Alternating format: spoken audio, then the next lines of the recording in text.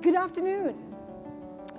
Now, it was just 9 months ago at WEF in Davos that there was consensus that the global economy was firing on all cylinders and that global growth was on a solid momentum, especially for Asia.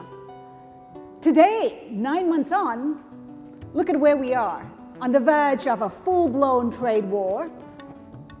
The US has said it wants to impose tariffs on almost all Chinese imports. China has said it will retaliate. We also have an emerging market realm. Ibu Sri Mulyani, there is a disconnect when it comes to the economy and the markets. The reaction from the market so far, I mean, in terms of the emerging market route, it's been quite startling, especially for Indonesia. Well, there is a perception which is affecting the way the market behaves. And in a globalized world, especially when everybody, the analysts will say the emerging market, as if emerging market is like all homogeneous economy, I think that is the consequence that we cannot avoid. But it is even within this kind of context of dynamic or psychology, we can actually still can convey and explain clearly each country's strength or maybe some limitation or weaknesses and how the policymaker respond to that.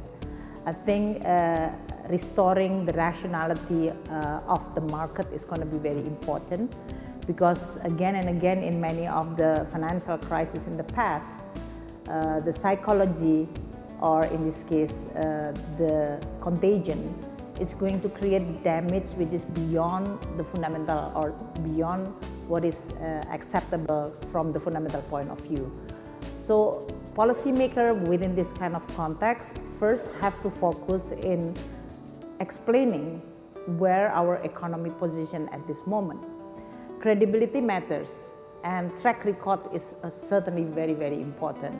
You cannot in the past 3 years or 5 years doing something else and then now you suddenly say differently. And that's why it's very important for you. But if you want to change the course of your policy because you recognize what happened in the past is not suitable or not compatible with the fundamental that you try to build, that's good. That means you are going to the right direction. But if you try to deny what is actually the problem in your economy, I think that's going to create another credibility, and that can feeding into another psychology cycle. So for Indonesia, I think today, if you look at the past 4 years, everybody mentioned about Indonesia, maybe it's going to be one of the countries that is being seen a little bit more vulnerable externally because of current account deficit. Then people try to compare with 2013 when we have taper tantrum, or even I'm amazed that someone can have a long memory back to 1997. I mean, and then you try to, now everybody try to compare that statistically, and you look what is the difference between then and now, and what is the policy response. Indonesia has actually repeatedly and learning, as mentioned earlier, learning lesson from what is actually happened since 97, 98. Banking sector has been regulated more credibly, monetary policy independent and sound. They are focusing on stability on a rupiah in terms of inflation, exchange rate. They have policy mix. Government in this case is doing all the necessary from the fiscal side, sound macro policy and structural policy in order to address the issue fundamental for Indonesia. Not everything can have an immediate impact, but the track record is there. So today Indonesia in this case is much stronger, and we try to convey this kind of message to all the market players, including the fund manager, in order for them to make the right decision, which is not only if they make the decision wrong, not only bad for them, but also for the economy in general. But if the source of the psychology in this case is coming from the normalization of the monetary policy in United States, especially with the increasing interest rate, maybe tighter with liquidity. And then also another source of concern is the trade policy, trade war. then we have to accept that this is going to be still continue. The different maybe each country in responding to this kind of global environment, how you react, how you respond, and how you are going to continue maintaining the progress and momentum, while at the same time be very mindful that the risk is increasing. I think in terms of the normalization of the interest rate or increasing interest rate in the Federal Reserve, globally the interest rate is going to be increased. What does this signal need to be responded by the policymaker? For us, for example, our deficit need to be reduced. Why? If you are going to run deficit, you make sure that this additional debt is going to have a productivity better than the interest rate that you have to pay. And this is more a signaling that you have to be more prudent in spending, designing your budget, as well as in the current account deficit, you have to make sure that your saving is increased, your investment maybe need to be selective on what is really productive. I think this is a good market discipline in signaling policymaker as well as player that you are not going to enjoy a cheap money anymore, unlimited liquidity, but then you have to be very prudent. From the economy point of view, meaning that you have to make sure that you have flexibility, and that's why movement of the exchange rate at some degree that is reflecting this adjustment is fine. It should not be seen that, oh, you are becoming weakening or you are becoming weak and you are going to be vulnerable. This is part of the adjustment. As long as the adjustment is smooth enough so that all the company or player can adjust to this new level of price, then it should be fine. This is part of what we call it flexibility that create more resilience. Rather than if you are fixed exchange rate just like 97, 98, then it's going to be very difficult for a country to be adapting to this kind of situation. So I think at the end, the country will respond, absorbing some of this change, adjusting, but at the same time strengthening what is the fundamental for your economy. Let's touch on the impact of the impending full-blown trade war. I mean, we've talked about how we will not see the fallout this year. Growth is intact, but we could see that next year. Kevin, your thoughts on how Asia, ASEAN could be impacted?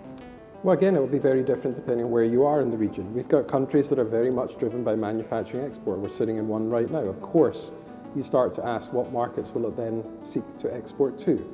And I think that is going to be the discussion. But I think even on the notion of a full-blown trade war, let's just pause and understand what's going on at the moment. You heard this morning the Regional Comprehensive Economic Pact, the RCEP. We've got the TPP just been announced. So this generalization, I think it's an example of don't let the facts get in the way of a good headline. The headline is trade war. The reality is there are a lot of markets out there. And one of the challenges and opportunities ASEAN is intra-ASEAN trade today is still relatively modest. So these markets need to be, so new markets need to be found to replace those that are curbed. But I don't believe in the longer run that we're actually going to see a reduction, a sudden reduction in overall demand. We might see it shift, we might see patterns change between different economies, but the facts are the facts. There is still an awful lot of growth left in this part of the world for the economies in this part of the world. And you can spend a lot of time worrying about what might happen in further areas, further afield. Getting after that opportunity leaves plenty of runway. So I don't think we should be complacent. I don't think we should ignore it. But let's be mindful of the facts. And I think the headlines at the moment get caught in the China-US trade battle. There's a lot of other markets where this part of the world is trading today. Softer commodity prices, Ibu Sri Mulyani. Well, first, I think on this, the scenario whether there is a possibility of full-blown trade war, this is two largest economy in the world. Like it or not, in many of the ASEAN country economic model, the development, the progress in reducing poverty in many of the ASEAN countries really depend on their export. So basically, this is going to be a serious consequence for the ASEAN because we always think that investment and export is important. And in the past, it's always depend on the largest economy to become a destination of your market. So this is one thing that need to be responded. But I agree with Kevin that within ASEAN, intra-trade, Asia or ASEAN, this is big enough economy. So we can create a social safety net within ourselves. If we really want to work together as a group, as mentioned earlier, ASEAN is 636 million. We have growing middle class. We always have a very prudent, sound macro policy within this region. This is relatively safe and secure region. So this is going to be one of the opportunity for us not to rely outside, or we should have a contingent plan. Then if outside Asia have a problem, we should be able to strengthen our cooperation.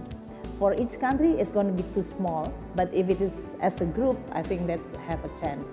The economic model of really creating shared prosperity and cooperation need to be defended by us. Rule-based policy, which is going to be very important, because you can really hear from the market player, corporation, they are more busy now actually try to understand what's going to happen rather than thinking about what should I do with my comparative advantage and try to scale up their competitiveness. They are now looking at all those uncertainty, and that make all the decision regarding investment is going to be scaled down or wait. And this kind of waiting game is going to be the one that need to be carefully managed by all of us.